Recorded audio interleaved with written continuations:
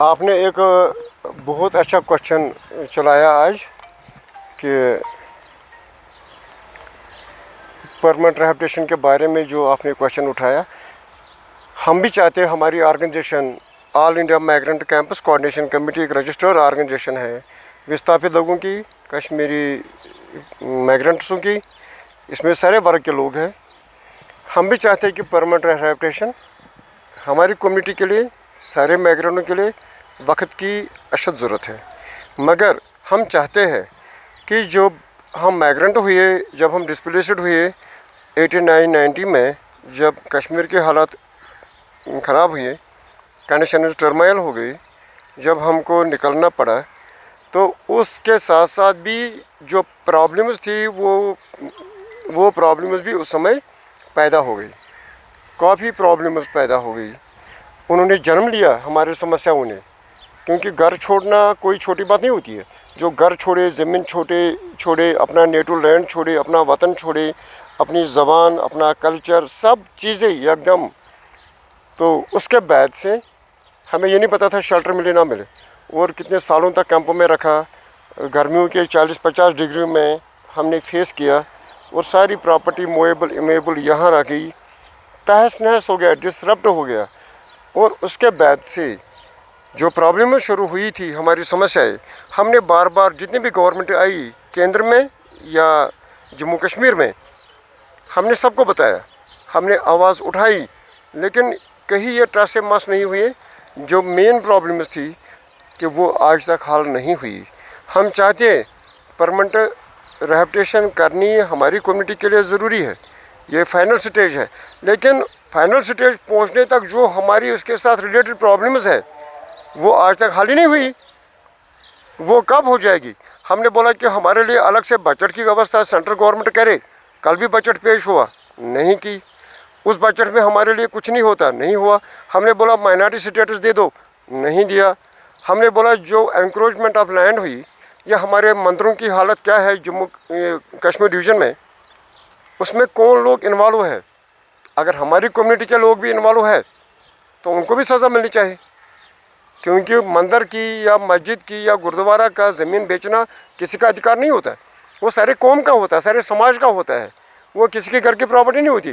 کوئی اپنا پراپرٹی بنا کے اس میں بزنس کرے, وہ نہ قوم برداشت کرے گا, نہ ہم برداشت کرتے ہیں.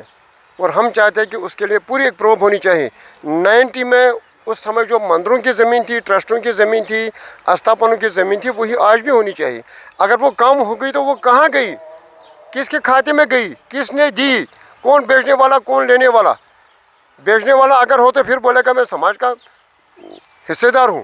وہ ہم نہیں مانتے ہیں, وہ غلط چیزیں ہیں. اور کچھ لوگ بیچ میں سماج میں ہرڈل کریٹ کرتے ہیں. مجھے نہیں پتہ ان کی مانسکتا کیا ہوگی کہ بلا سوچ سمجھ کے ایسے بیان جاری کرتے ہیں کہ ریہیبلیٹیشن پھر وہاں پر کرو. پھر ریہیبلیٹیشن ہونی چاہیے, لیکن جب تک بھارت سرکار کے ساتھ ہماری بات نہ ہو, گورنمنٹ آف انڈیا ہمارے ریپرزنٹیٹیوز کے ساتھ نہیں بیٹھی, پوری مائیگرنٹ سماج کے ساتھ بات نہیں کریں گی, اور یہ کوئی ریہیبلیٹیشن کرنا کوئی بچوں کا کھیل نہیں ہے. کوئی بولے گا میں اس پر راجنیتی کروں, میں اپنی لیڈری چمکاؤں, اس سے سارے کمیونٹی کو پریشانی ہوتی ہے.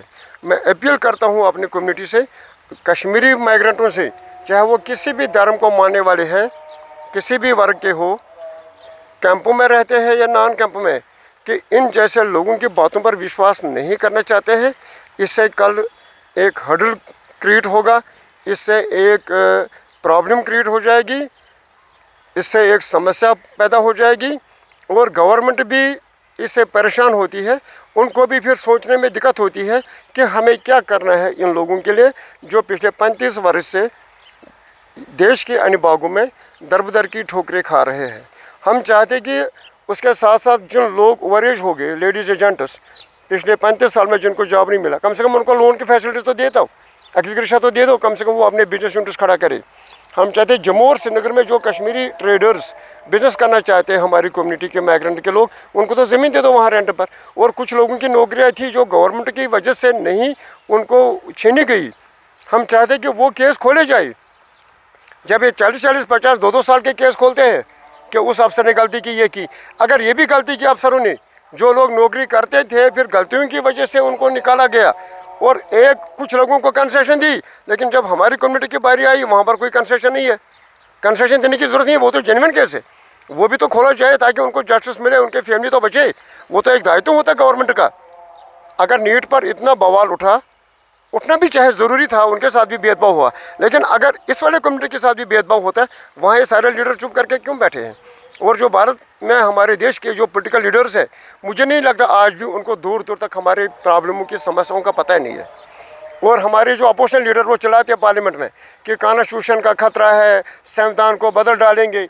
जब 7 लाख लोग कश्मीर से बाहर हुए थे तब संविधान का खतरा नहीं था, तब वो संविधान उनका कहाँ खड़ा था? उन्होंने हमारे बारे में कब बोला? पार्लियामेंट में कब उन्होंने गूंजा? हमारे कैंप नॉन कैंप में कब आया? चाहे हमारे साथ हमारे कश्मीरी पंडित भाई है, सरदार भाई है, जैन कुछ लोग हैं, पंजाबी हमारे साथ माइग्रेंट रहे, कश्मीरी मुसलमान भी हमारे साथ काफ़ी जम्मू और श्रीनगर के होटलों में जो अभी तक घर नहीं जा रहे हैं, वो उनकी भी समस्या है। हम जब बात करते हैं तो सारे वर्ग की बात करते हैं, हम माइग्रेंटों की बात करते हैं। वही जानता है जो घर छोड़ता है, चाहे वो किसी भी धर्म का मानने वाला हो। धर्म अलग बात है, लेकिन अपने हुकूकों को, अपना राइट्स के लिए लड़ना वक्त की ज़रूरत है, और हम 35 साल से लड़ रहे हैं। जिसको घर छीना जाता है वो वही जानता है, लेकिन जो पार्लियामेंट में एसी की डिग्रियों का और काफ़ी का चस्का लेता है ना, उसका वही मज़ा आता है। उसको नहीं पता कि 50 डिग्री में टेंट में बैठना लाइफ क्या होती है। उसके लिए स्पेशल देश नहीं है, देश सबका है, देश के नागरिक से भी है। किसी देश किसी का जागीर नहीं बना है, यहाँ इक्वल राइट होना चाहिए। और मैं फिर एक बार आपसे रिक्वेस्ट करता हूँ आपके चैनल द्वारा कि जो भी लोग कम्युनिटी में फ्रस्ट्रेशन करते हैं, गलत भावनाएं पैदा करने की कोशिश करते हैं, अपने आप को लीडर बनने के लिए, समाज का चमचगिरी करने के लिए, ऐसे गलत स्टेटमेंटों से, गलत बयानी करने से कोई लीडर और सोशल एक्टिविस्ट नहीं बनता है। उसकी भावना से, उसकी काम से, उसके कैरेक्टर से, उसकी तहजीब से। और जब वो इलेक्शन आएगा, जब इलेक्शन में जाएगा, जब सारे विस्थापित लोग या जम्मू कश्मीर के लोग या कश्मीर घाटी के लोग जब उसको वोट करेंगे, उसको किसी को फ्रस्ट्रेट करने की ज़रूरत नहीं पड़ेगी। वो खुद ब खुद असेंबली और पार्लियामेंट में बन के जाएगा। और नंबर 2, हम आपसे लास्ट में कहना चाहते हैं कि हम चाहते हैं कि पॉलिटिकल एम्पावरमेंट होना चाहिए, जैसे सारी कम्युनिटी को अपना हिस्सा होता है। अगर भारतीय जनता पार्टी जो अभी केंद्र में सरकार है, क्या उन्होंने बोला हमारे गृह मंत्री साहब ने कि 2 सीटें हम इनको देंगे, लेकिन वो नॉमिनेशन पर नहीं होनी चाहिए। नॉमिनेशन पर अभी भी 2 है, उनसे हमें कोई फ़ायदा नहीं आया इतने सालों से।